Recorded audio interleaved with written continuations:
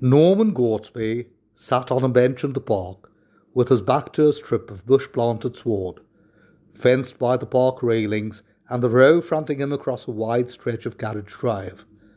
Hyde Park Corner, with its rattle and hoot of traffic, lay immediately to his right. It was some 30 minutes past 6 on an early March evening, and dusk had fallen heavily over the scene. Dusk, mitigated by some faint moonlight and many street lamps. There was wide emptiness over road and sidewalk, and yet there were many unconsidered figures moving silently through the half-light, or dotted unobtrusively on bench and chair, scarcely to be distinguished from the shadowed gloom in which they sat. The scene pleased Gortsby, and harmonized with his present mood. Dusk, to his mind, was the hour of the defeated.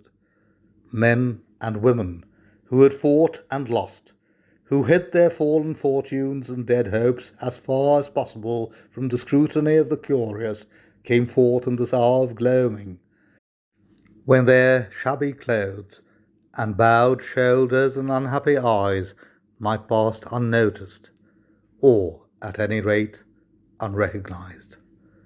A king that is conquered must see strange looks. So bitter a thing is the heart of man. The wanderers in the dusk did not choose to have strange looks fasten on them. Therefore they came out in this bat fashion, taking their pleasure sadly in a pleasure ground that had emptied of its rightful occupants. Beyond the sheltering screen of bushes and palings came a realm of brilliant lights and noisy, rushing traffic. A blazing, many-tiered stretch of windows shone through the dusk and almost dispersed it, marking the haunts of those other people who held their own in life's struggle, or at any rate had not had to admit failure. So Gortsby's imagination pictured things as he sat on his bench in the almost deserted walk. He was in the mood to count himself among the defeated. Money troubles did not press on him. Had he so wished, he could have strolled into the thoroughfares of night and noise and taken his place among the jostling ranks of those who enjoyed prosperity or struggled for it. He had failed in a more subtle ambition, and for the moment he was heartsore and disillusioned, and not disinclined to take a certain cynical pleasure in observing and labelling his fellow wanderers as they went their ways in the dark stretches between the lamplights. On the bench by his side sat an elderly gentleman with a drooping air of defiance that was probably the remaining vestige of self-respect in an individual who had ceased to defy successfully anybody or anything. His clothes could scarcely be called shabby, at least they passed muster in the half-light, but one's imagination could not have pictured the wearer embarking on the purchase of a half-crown box of chocolates, or laying out ninepence on a carnation buttonhole. He belonged unmistakably to that forlorn orchestra, to whose piping no one dances. He was one of the world's lamenters, who induced no responsive weeping. As he rose to go, Gortsby imagined him returning to a home circle where he was snubbed and of no account, or to some bleak lodging where his ability to pay a weekly bill was the beginning and the end of the interest he inspired. His retreating figure vanished slowly into the shadows, and his place on the bench was taken almost immediately by a young man, fairly well dressed, but scarcely more cheerful a mien than his predecessor. As if to emphasize the fact that the world went badly with him, the newcomer unburdened himself of an angry and very audible expletive as he flung himself into the seat. "You don't seem in a very good temper," said Gortsby, judging that he was expected to take due notice of the demonstration. The young man turned to him with a look of disarming frankness, which put him instantly on his guard. "You wouldn't be in a good temper if you were in the fix I'm in," he said. "I've done the silliest thing I've ever done in my life." "Yes? said Gortsby dispassionately. Came up this afternoon, meaning to stay at the Patagonian Hotel in Berkshire Square, continued the young man. When I got there, I found it had been pulled down some weeks ago, and a cinema theatre had run up on the site. The taxi driver recommended me to another hotel, some way off, and I went there. I just sent a letter to my people, giving them the address, and then I went out to buy some soap. I'd forgotten to pack any, and I hate using hotel soap.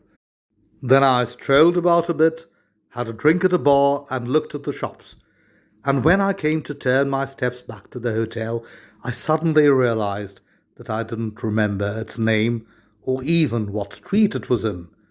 There's a nice predicament for a fellow who hasn't any friends or connections in London. Of course, I can wire to my people for the address, but they won't have got my letter till tomorrow. Meantime, I'm without any money, came out with about a shilling on me, which went in buying the soap and getting the drink, and here I am, wandering about with twopence in my pocket and nowhere to go for the night. There was an eloquent pause after the story had been told. I suppose you think I've spun you rather an impossible yarn, said the young man presently, with a suggestion of resentment in his voice. Not at all impossible, said Gortsby judicially. I remember doing exactly the same thing once in a foreign capital, and on that occasion there were two of us, which made it more remarkable. Luckily, we remembered that the hotel was on a sort of canal, and when we struck the canal, we were able to find our way back to the hotel. The youth brightened at the reminiscence. In a foreign city, I wouldn't mind so much, he said. One could go to one's consul and get the requisite help from him. Here in one's own land, one is far more derelict if one gets into a fix. Unless I can find some decent chap to swallow my story and lend some money, I seem likely to spend the night on the embankment. I'm glad, anyhow, that you don't think the story outrageously improbable. He threw a good deal of warmth into the last remark, as though perhaps to indicate his hope that Gortsby did not fall short of the requisite decency. Of course, said Gortsby slowly, the weak point of your story is that you can't produce the soap.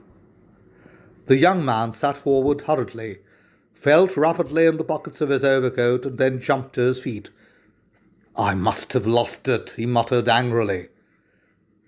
To lose an hotel and a cake of soap on one afternoon suggests wilful carelessness, said Gortsby. But the young man scarcely waited to hear the end of the remark. He flitted away down the path, his head held high with an air of somewhat jaded jauntiness. It was a pity, mused Gortsby. The going out to get one's own soap was the one convincing touch in the whole story, and yet it was just that little detail that brought him to grief. If he had had the brilliant forethought to provide himself with a cake of soap, wrapped and sealed with all the solicitude of the chemist's counter, he would have been a genius in his particular line. In his particular line, genius certainly consists of an infinite capacity for taking precautions. With that reflection, Gortsby rose to go. As he did so, an exclamation of concern escaped him. Lying on the ground by the side of the bench was a small oval packet, wrapped and sealed with the solicitude of a chemist's counter. It could be nothing else but a cake of soap, and it had evidently fallen out of the youth's overcoat pocket when he flung himself down on the seat. In another moment, Gortsby was cutting along the dusk-shrouded path, in anxious quest for a youthful figure in a light overcoat. He had nearly given up the search when he caught sight of the object of his pursuit standing irresolutely on the border of the carriage drive, evidently uncertain whether to strike across the park or make for the bustling pavements of Knightsbridge. He turned round sharply with an air of defensive hostility when he found Gortsby hailing him. The important witness to the genuineness of your story has turned up, said Gortsby, holding out the cake of soap. It must have slid out of your overcoat pocket when you sat down on the seat. I saw it on the ground after you left. You must excuse my disbelief that appearances were really rather against you. And now, as I appeal to the testimony of the soap, I think I ought to abide by its verdict. If the loan of a sovereign is any good to you. The young man hastily removed all doubt on the subject by pocketing the coin.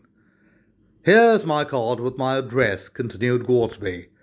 Any day this week will do for returning the money. And here's the soap. Don't lose it again. It's been a good friend to you. Lucky thing you're finding it, said the youth, and then with a catch in his voice, he blurted out a word or two of thanks and fled headlong in the direction of Knightsbridge. Poor boy. He as nearly as possible broke down, said Gortsby to himself. I don't wonder either. The relief from his quandary must have been acute. It's a lesson to me not to be too clever in judging by circumstances.